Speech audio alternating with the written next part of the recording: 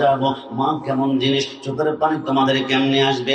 আল্লাহর কসম করে বলি, আমার মা আমার বাবা যখন মিলন করেছিল, আমার বাবার এক ফোঁটা বীর্যের কুটি কুটি ব্যাগের একটা শুক্রাণু গিয়ে আমার মায়ের রাহিমের ভিতর দিয়ে মায়ের পেটের মধ্যে যখন চলে আসলো, ওই বীর্যের উপরে 40 দিন যাওয়ার পরে ওইটা বীর্য থাকে না, ওইটা রক্ত হয়ে যায়। ওই রক্তের উপরে 40 দিন যাওয়ার পরে ওইটা রক্ত থাকে না, ওইটা মাংস টুকরা হয়ে যায়। ওই মাংস টুকরার উপরে 40 দিন যাওয়ার পরে ওইটা মাংস টুকরা থাকে না, ওইখান থেকে বলে 2টা চোখ বের হয়। ওই চোখের উপরে 40 দিন যাওয়ার পরে সেইখান থেকে 2টা হাত বের হয়। ওই হাতের উপরে 40 দিন যাওয়ার পরে সেইখান থেকে 2টা পা বের হয়। ওই পায়ের উপরে 40 দিন যাওয়ার পরে সেইখান থেকে মাথা বের হয়। ওই মাথার উপরে 40 দিন যাওয়ার পরে সেইখান থেকে এবারে চুল বের হয়। 10 মাস 10 দিন কমপ্লিট হয়ে যাওয়ার পরে আমার আল্লাহ বলে, জিবরাইল, আমার বান্দার সমস্ত বৌড়ি তো মার পেটের মধ্যে তৈরি হয়ে গিয়েছে, একটু পরেই তো আমার বান্দা দুনিয়ার জমিনের মধ্যে যাবে। তবে আমার বান্দা মায়ের পেটের মধ্যে কেমন পজিশনে রয়েছে একটু বলো না।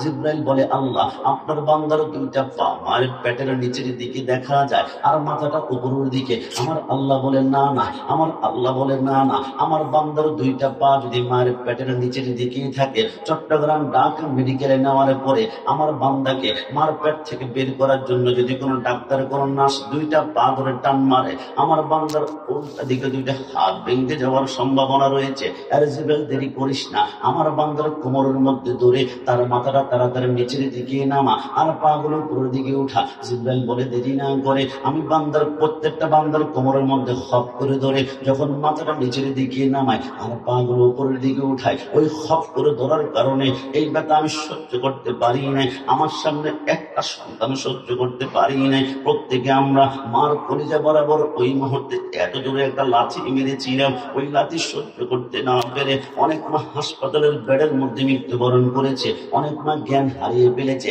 আসমানের সমস্ত ফেরেশতারা কান্না শুরু করে দিয়েছে। আল্লাহ মনে হয় মা সন্তান 2জন মৃত্যুবরণ করেছে।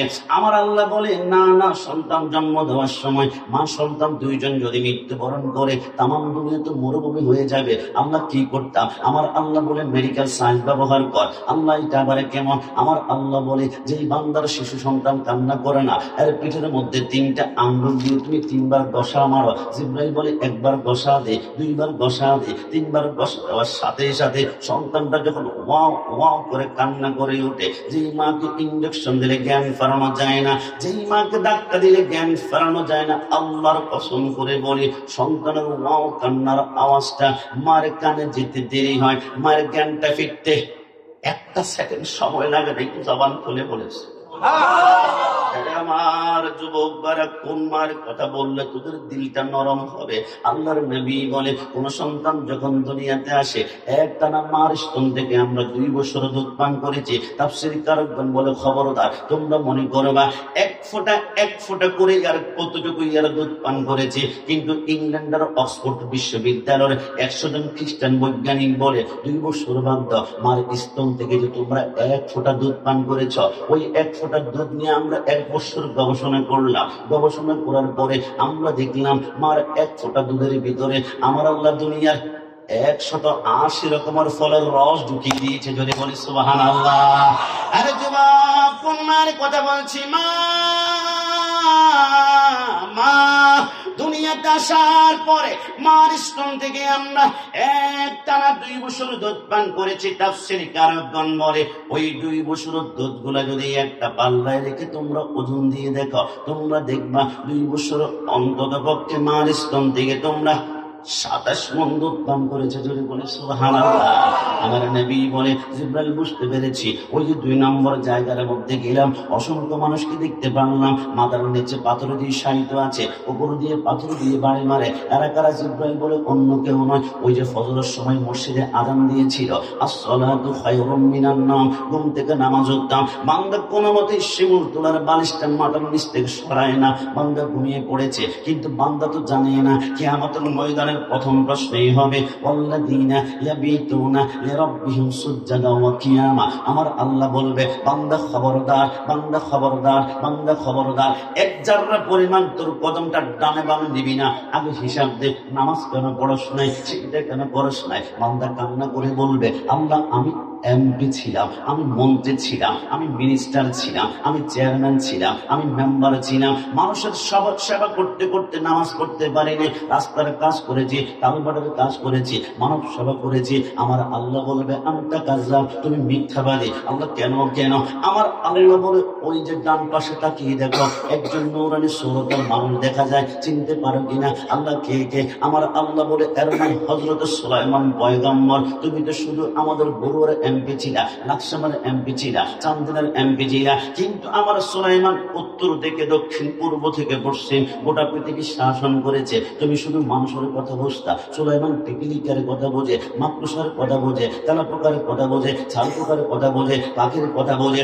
গোটা পৃথিবীর বাদশা ছিল একটা, সেইটা আমার সুলাইমান কোনোদিন ছাড়ে নাই। তুমি সামান্য ক্ষমতা পাওয়ার পর নামাজ ছেড়ে দিয়েছ, মিথ্যাবাদী। হাতের মধ্যে 70,000 জাহান্নামের শিকল টান টান শুরু করবে, কিছুক্ষণ পর আরেকজন বান্দাকে ডাক দিবে, তুমি কেন নামাজ পড়ো নাই? বান্দা কান্না করে বলবে, আল্লাহ আমার ডেঙ্গু ছিল, আমার ম্যালেরিয়া ছিল, আমার ক্যান্সার ছিল, আমার আলসার ছিল, আমার জ্বর ছিল, আমি অসুস্থ ছিলাম। আমার আল্লাহ বলবে আনতা কাযযাব, তুমিও মিথ্যাবাদী। আল্লাহ কেন কেন?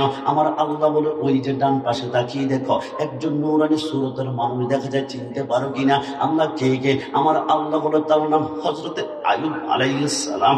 18 বছরের কানায় কামড়িয়েছিল, যতবার কামড় দেয় একটাবার উফ বলে না, কামড় দিলেই বলে আল্লাহ, কামড় দিলেই বলে আল্লাহ। আইয়ুব বলেছিল, আল্লাহ আমার অঙ্গ প্রত্যঙ্গ সব কামড়িয়ে শেষ করে ফেলা, কিন্তু আল্লাহ একটা অঙ্গ আপনাকে হেফাজত রাখবেন। আমার আল্লাহ বলে এটা আবার কোনটা? ও আল্লাহ, এটা হচ্ছে আমার লিসান, এটা হচ্ছে আমার জিহ্বা। কিন্তু আইয়ুব জিহ্বা কেন হেফাজত রাখবো? আল্লাহ যাতে করে সেইটার মধ্যে গিয়ে এই জিহ্বা নাড়িয়ে নাড়িয়ে আমি পড়তে পারি সুবহান রাব্বিয়াল আলা, সুবহান রাব্বিয়াল আলা। 18 বছর কামড়িয়েছিল, যেই দিন কামড়ানো শুরু করেছিল আইয়ুব আলাইহিস সালামের ওজন ছিল 98 কেজি, কিন্তু 18 বছর পরে কামড়াতে কামড়াতে চামড়ার ভিতরে গোশতগুলো পর্যন্ত খেয়ে ফেলেছে, ওজন মাত্র 12 কেজি হয়ে গিয়েছে। কিন্তু রাহিমা বলে স্বামীকে কাঁধের মধ্যে নে, আমার ওজন পর্যন্ত অনুভব হয় না, কিন্তু আমার আইয়ুব এত অসুস্থ, একটু নামাজ ছাড়ে নাই।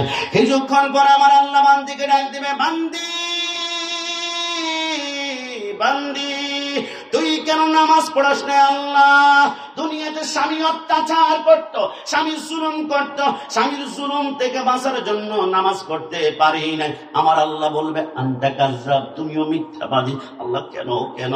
আমার আল্লাহ বলে ওই যে ডান পাশে তাকিয়ে দেখো, একজন নূরানী সুদূর রমণী দেখা যায়, চিনতে পারো কিনা? আল্লাহ কে কে? আমার আল্লাহ বলে এর নাম হযরতে আসিয়া। একটু জানান খুলে বলি সুবহানাল্লাহ।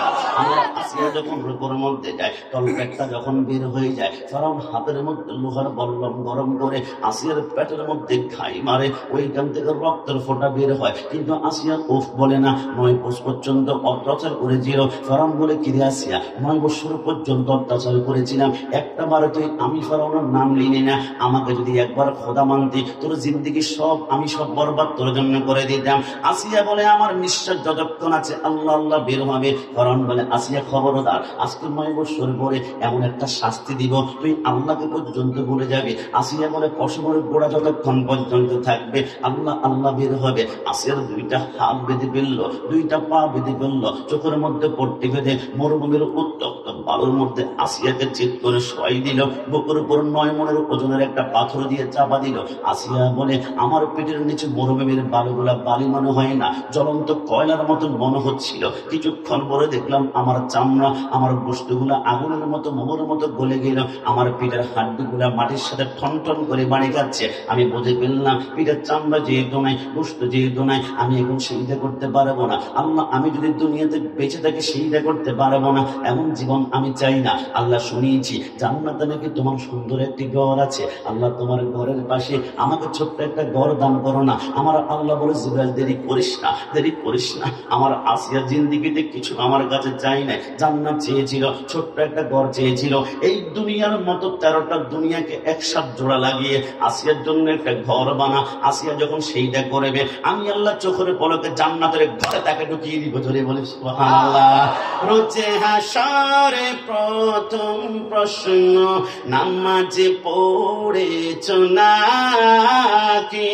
নামাজে ছাড়া সবই আমল দেবে তোমায় ফাঁকি। নামাজ হবে প্রথম হিসাব, নামাজ হবে প্রথম হিসাব। হাদিসে তেরায় নামাজ ছাড়া রোজ হাসরে নেই কোনো উপাদান। হাত তুলে বলো ঠিক কিনা।